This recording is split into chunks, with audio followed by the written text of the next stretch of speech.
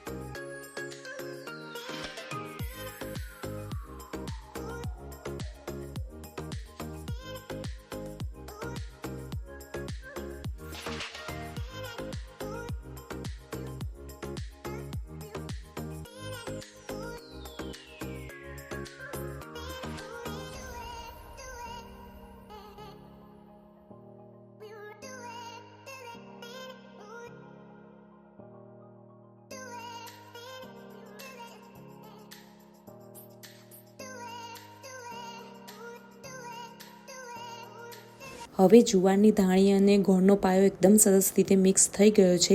તો જે વાસણમાં આપણે ઘી લગાવ્યું હતું તે વાસણમાં આપણે આ મિક્સરને પાથરી લઈશું અને એક વાટકીને ઘીથી ગ્રીસ કરીને તેને દબાવીને પાથરીશું જેથી ધાણી છૂટી ન પડી જાય।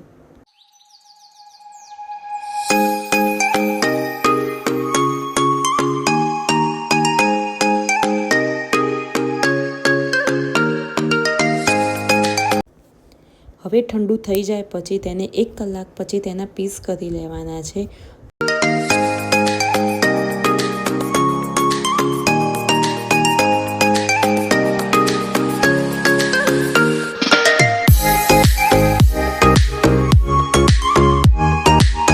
તો હવે આપણી આ જુવારની ચીક્કી તૈયાર થઈ ગઈ છે. તો તમારા બાળકો માટે આ જરૂરથી બનાવજો, તેમને ખૂબ જ ભાવશે. અને જો તમે આ રેસીપી ના ટ્રાય કરી હોય તો એકવાર જરૂરથી ટ્રાય કરજો.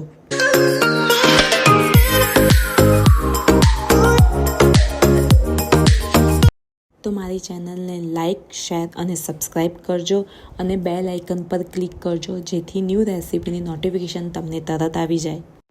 તો હવે મળીએ નવા વિડીયો સાથે. જય શ્રી કૃષ્ણ.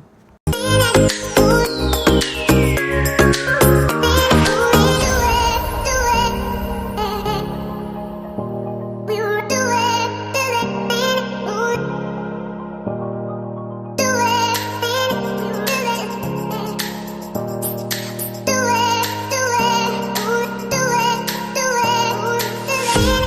it.